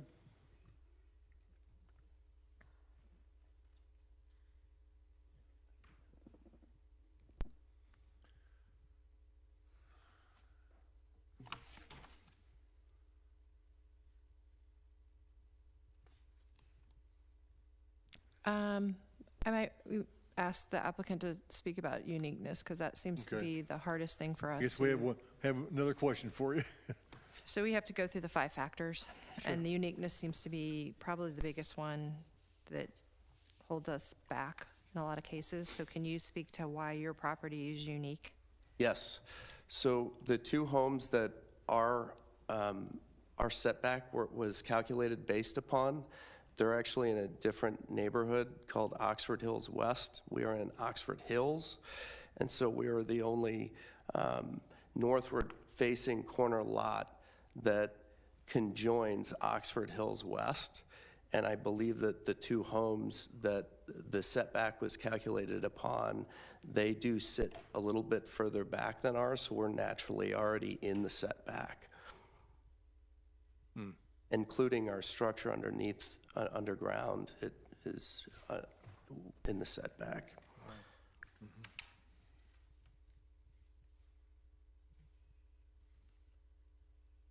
Are there any other questions for the applicant?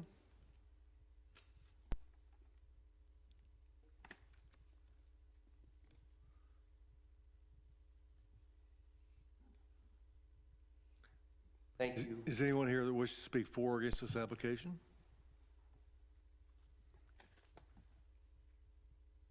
Well, as we indicated, this is a variance, so we have to go through the 5 factors and evaluate each factor. The first is uniqueness of the property.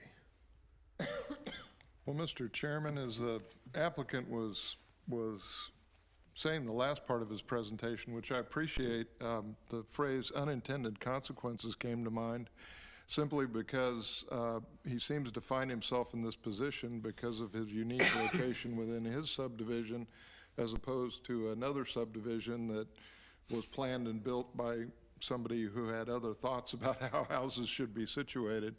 And while, as my esteemed co-member has pointed out, very little is truly unique, but I find this to be unusual enough to fit the legal criteria of unique. Other comments? All those who feel the uniqueness criterion has been satisfied, please indicate by saying aye. Aye. Opposed, no. Rights of adjacent property owners. Cards went out, presumably. Yep, no calls or complaints have No been cards, received. no calls. All those who feel that the rights of adjacent property owners criterion is satisfied, please indicate by saying aye. Aye. Opposed, no. The third is hardship. I think the applicant has actually, this is a good solution to the problem. And it needs to be done. It's got to be, something's got to be done, and I think that's a reasonable solution to the problem, frankly. And historically, traditionally, we have always provided relief for homes with the doors that don't have an overhang or a roof. We have, yes. All those who feel the hardship criterion has been satisfied, please indicate by saying aye. Aye. Opposed, no. Public safety and general welfare is the fourth factor. Mr. Chairman, I'll speak. It meets public safety and general welfare. The actual overhang is set behind the existing sidewalk that's in place, so it doesn't impede anything. Any other comments?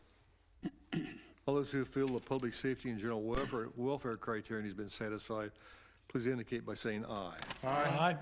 Opposed, no. We voted in the affirmative on the fourth factor, and last is spirit and intent.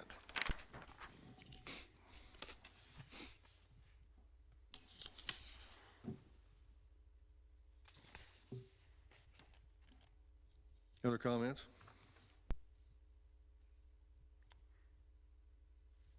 Mr. Chairman, I'll speak on spirit and intent.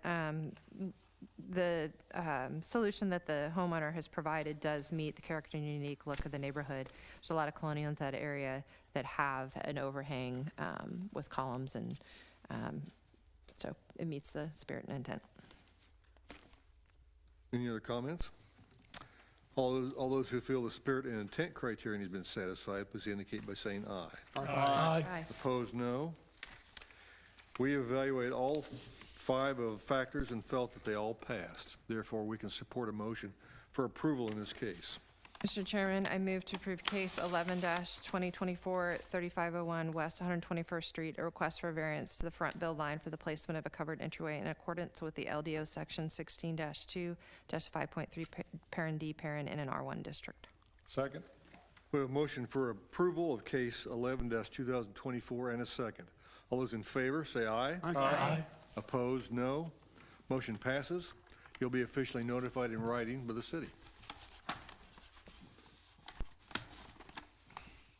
The next case this evening, and the last one, is case 12-2024. Nick and Jennifer Talone, owners, this request for a variance to the front yard average setback in accordance with LDO section 16-2-5.3D in an R1 district for a property commonly known as 10305 Belinder Road. Does staff have a report, please? The applicants would like to construct a new addition on the north side of the home. A variance for 10.6 feet is needed to construct the addition as shown on the plan.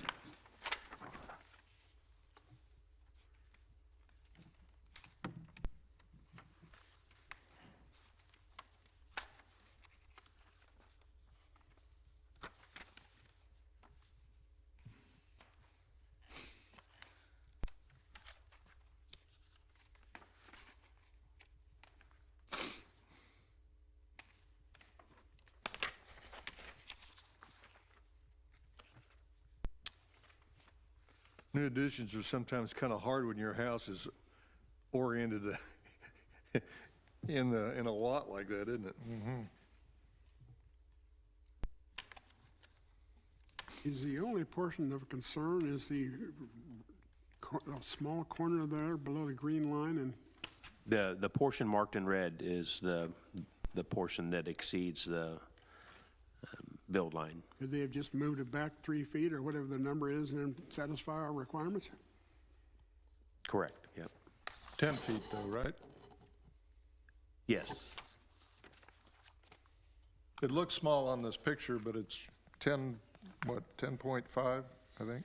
Looks like the corners, their corners are at 15 feet, right? They're trying to meet the side yard setbacks, right? They do, even with the new addition, yeah, they do meet the side yard setback, correct? Yeah, The even side with the yard? new addition, yeah, In two locations, look like they meet it. correct, yep. They just couldn't do the front. Front.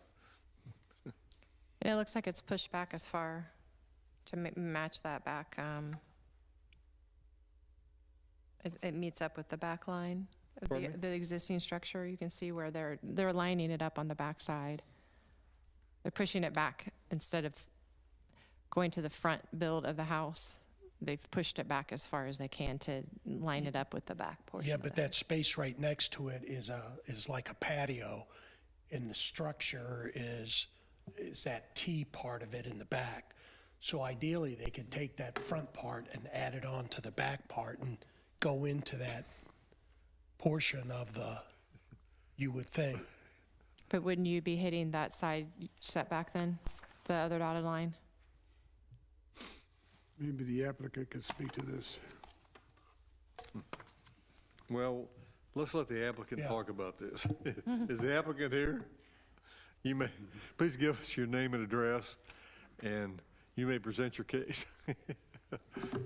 So my name is Philip Watson, and I'm at 10305 Belinder Road. I'm actually here speaking on behalf of my sister, my brother-in-law, and my dad.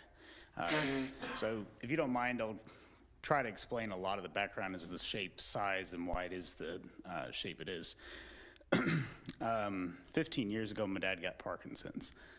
Back in January, or it was May of 2020, there was an incident that caused my dad to need to move out of his home.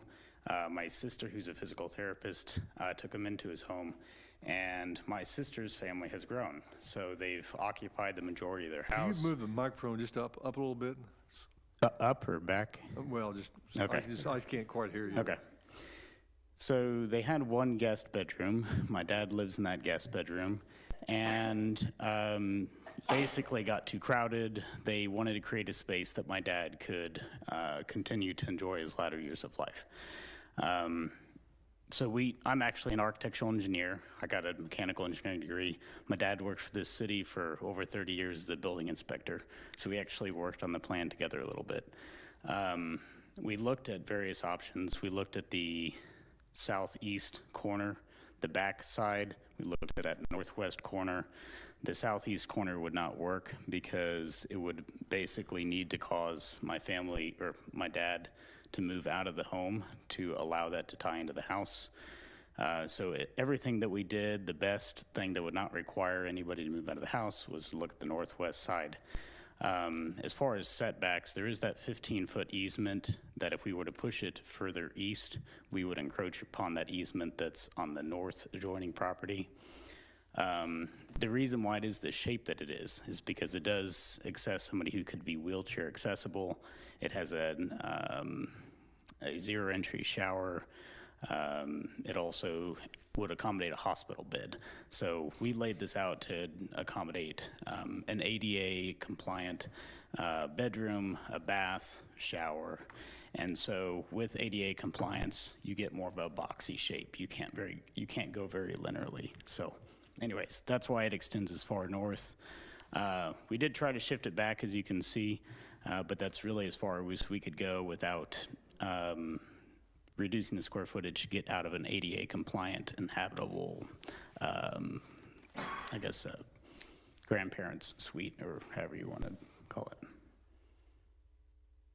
can you put up the floor plan?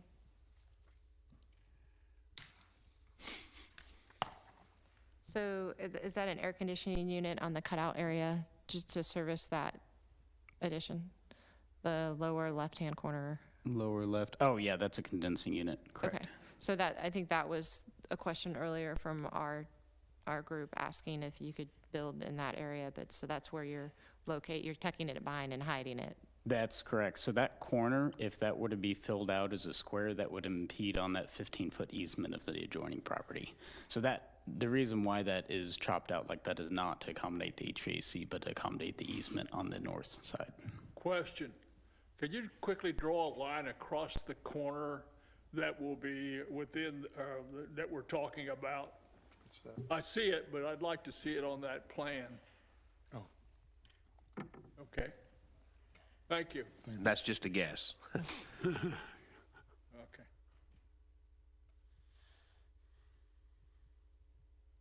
And the distance, the length from the corner back to the build line is approximately how much, if you can make an estimate? The lower 30. line from the corner lot back to where the build line would come across there. It says on, I think it's 30, a little over 37 feet. Is that what you're asking?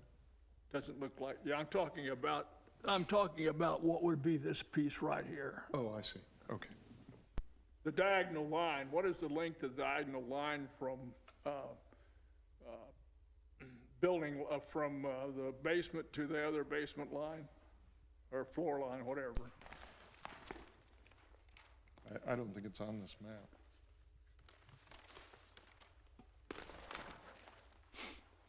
I don't know if I could accurately give you that number. I'm just trying to imagine if that structure would be built back to where the corner that's now sitting is within the red hash line, if that corner were back on the build line, so there wouldn't be any reason for a variance, what that happens to the structure that they're proposing.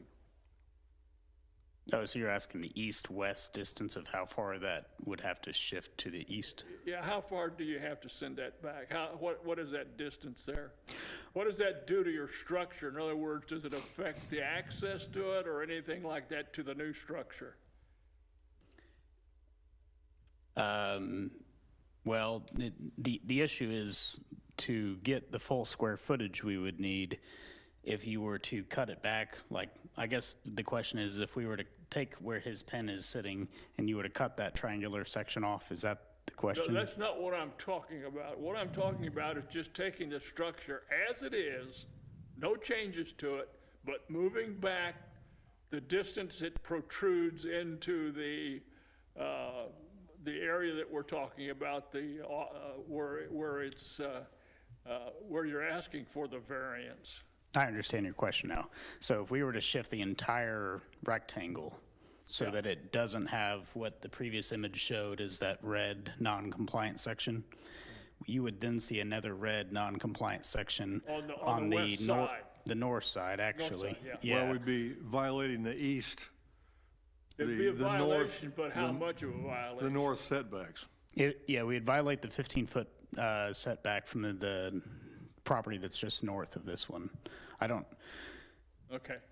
I don't know how much it would, if can't do geometry in my head, but. The reason I suggest that is because the adjacent house, at least the outline of it, looks like it's quite far away from your property. So it wouldn't be a disturbance as much as if that particular property was closer to its build line. And if you don't mind, I would like to add one thing that, and again, I'm speaking on behalf of my sister and brother-in-law, but the property that sits north of us, it's really dictating that distance, or the average distance from the street. Their distance is 48 feet from the very western edge of their property to the setback line, so it's 48 feet. 48. And when you look across the street and you go to the west of us on the opposing side of the street, and you even go to the south. Belinder? Across Belinder, correct. We looked at 3 different adjoining corners, and those properties range between 27 and 31 feet setback.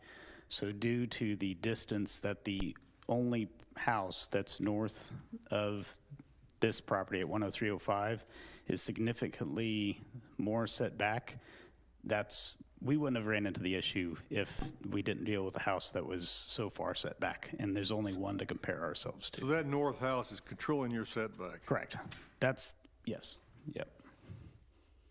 I'm trying You're to saying figure out a if you way go to further get your- north, the houses are set back further? There's the only house there. There's no more houses. So this house is the only one sticking out that far? Yeah. Your so neighbor? We're basically like a huge street. So there's one house north street on all of those sides except for the east side.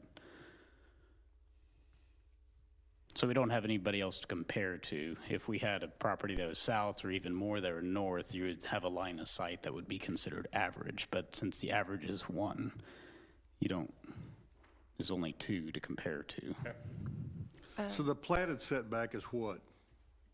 35? I think the requested was, I believe it's more than that. I believe it's 37 and a half. Well, 37 Yeah, and a half is- 37.6, yeah. 37.6. Well, I'm sorry, now I'm confused. It shows 37.6 feet from the corner of the proposed addition to the property line. So the setback would really be 48 feet, something like that? The house north dictates 48 feet. Okay, so the required setback would be 48 feet, That's correct. and this would end up being setback 37.5. Correct, because that's on the front page, it says it's a variance for 10.6. Yeah, well, I'm just trying to make sure we're all clear on that point, that, And the current house is 43.1 right. currently. So So it's- the new addition is farther back, but it still exceeds what's required. So the house actually exceeds what's required at this point? Correct, yes. Okay. And maybe the applicant can talk a little bit about the uniqueness of the property. Yeah, so the uniqueness of property is, if you were to go to look at the other, I guess, west of Belinder, on the other side of the street, all those houses sit flush. So the face of the house is flush and in alignment with the setback line. Can we look at the Ames maps? Do you have Yeah, anybody? the Ames would really give a great Yeah, picture of what he's talking about. yeah. Well, sort of. Sort of. All this blur. Get rid of these trees. Those darn trees. And the major road that you see that's running east-west on the north side is 103rd. So basically, the house that's north of us pitches itself towards 103rd, and then this property pitches itself to the southwest. Where's Belinder on that map? Correct. That's Belinder? Okay. Got it. Yeah, it's just, it's hard to see, but.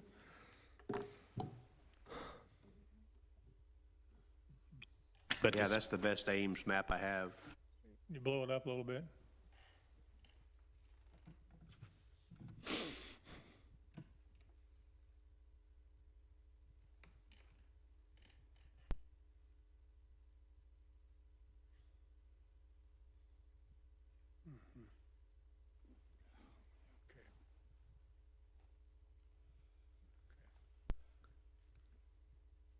Yeah, it'd be nice to know what the setback is on 100 and 103, 11, but you probably couldn't tell. And I believe that was in a response letter. I can read That's his. across the street. I can read his response. Let me see if I can find it here. Are you talking about the house directly north? Across the street. Across to the street? south. Yeah, that I don't have.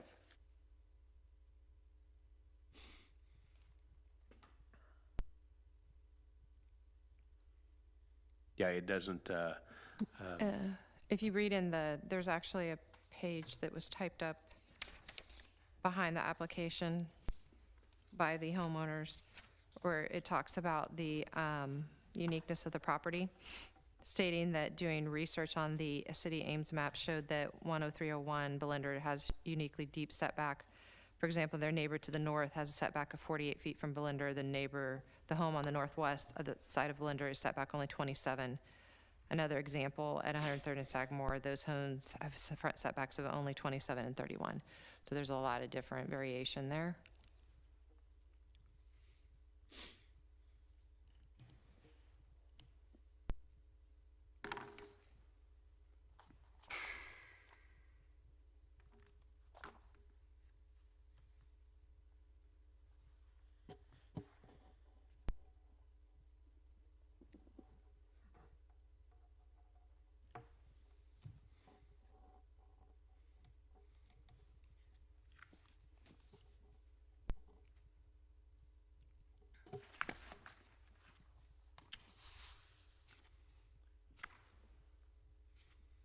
So everyone's in favor, all the neighbors are in favor?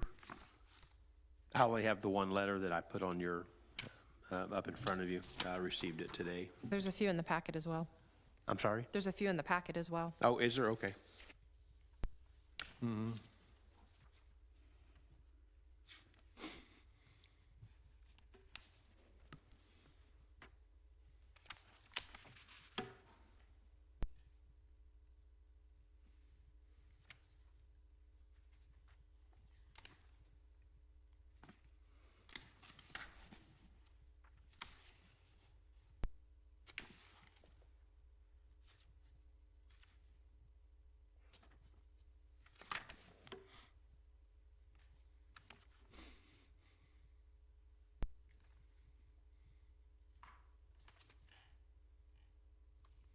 We've had similar cases than this before, and where it looks like, you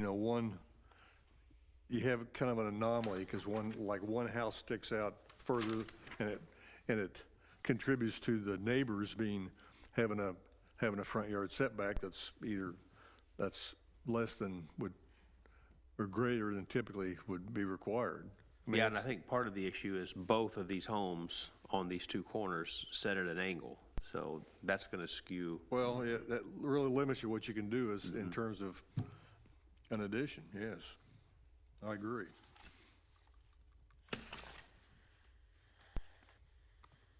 Well, I don't want to lose sight of the fact that the existing home violates the current setback requirement. And it only violates the current setback requirement because it's changed since this house was built. And, that doesn't create a absolute uniqueness, but we've found that as a favorable factor to finding uniqueness in the past. Given where the house is currently situated, which was built properly at the time, this probably wouldn't be an issue if we had the old setback, but we don't. Yes, that's true. So it's a unique situation. That's what I think. Well, that indeed is I can see that. But what I'm trying to kind of satisfy in my head is, can they get the same result if they would happen to move that new structure addition back to comply with the setback? What can that be done? Is that a possibility? It could, but you would encroach the side yard setback. Yeah, that bothers me less than what's going on now. I mean, is it doable? Yeah, they'd have to come in and have to come back and see us again, which I agree might not be happy-making, but so what? I don't know. I tend to disagree. If you look at the plot plan with the red on it, it shows the contours of the backside. If you push it back into there, there's more of a grade. You're not only going into the side setback, but you're also going into a steeper grade. Where they have positioned it currently is moving less dirt. It'd be dropping in elevation if you moved it back. Yeah, it would. It's a pretty elaborate structure, 2 bedrooms, 2 bathrooms. It's pretty elaborate. I don't know that, I mean, it doesn't exceed the maximum square footage, and we're not looking Right. at that, so I don't think that's an issue. Well, I suggest we evaluate it based on the information we have. If there's no more questions for the applicant, no more discussion. No. Is anyone here that wishes to speak for or against this application?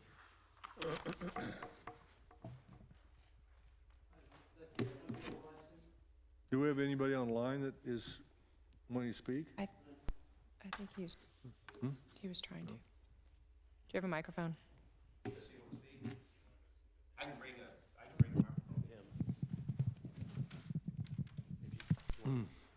to him. Sir, please, when you give us your name and address, please. You can also speak. In that one? Yeah. Okay. I'm Bill Watson.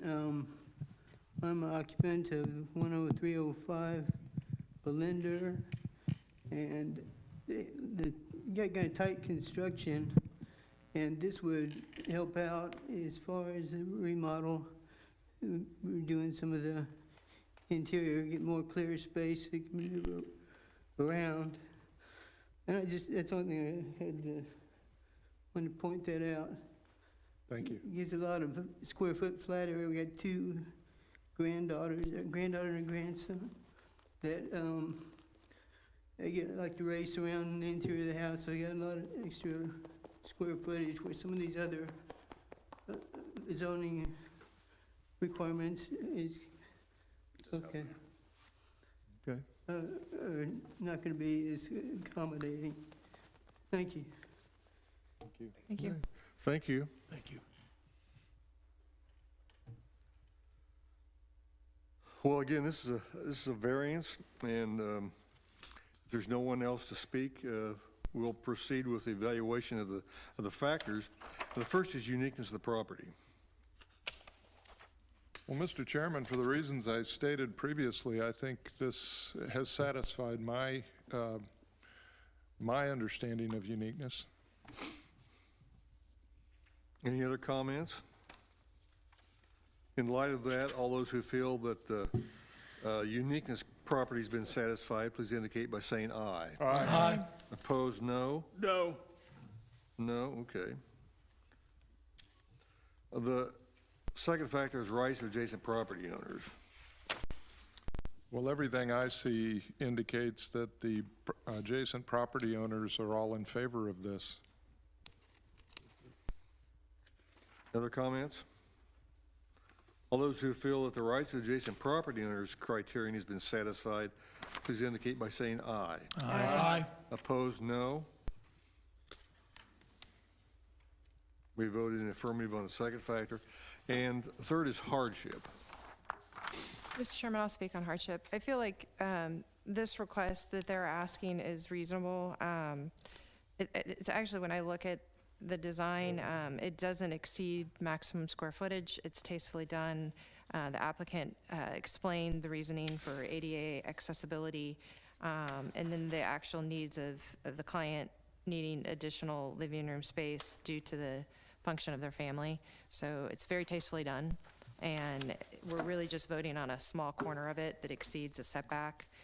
So I think it meets the hardship.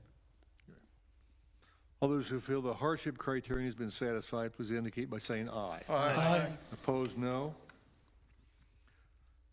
The fourth factor is public safety and general welfare.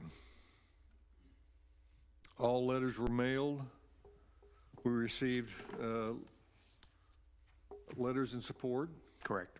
No complaints against the request at all. No complaints.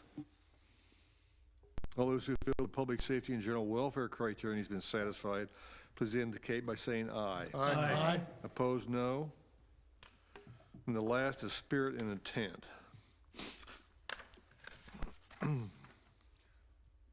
Well, as we pointed out, several of these houses around here are already cockeyed. I don't see how this is negatively impacting the spirit of this neighborhood. Other comments? All those who feel that the spirit and intent criterion has been satisfied, please indicate by saying aye. Aye. Opposed, no. We have evaluated the 5 factors and voted in support of all 5. Therefore, we can support a motion for approval in this case. Mr. Chairman, I move to approve case 12-2024-10305 Belinder Road, request for a variance to the front build line in accordance with the LDO section 16-2-5.3D in parens in an R-1 district. Second. We have a motion for approval in case 12-2024 and a second. All those in favor, say aye. Aye. Opposed, no. Motion passes. You'll be officially notified in writing by the city. That is our last case for this evening. Move for approval. Do we have a motion for approval? Or Adjourn. for adjourn? Approval, yes. It's been a long night, Gary. We stand adjourned. Let's go home. Yeah, let's do it. On the way now for your daughter. We've done some real work today. Thank you, guys.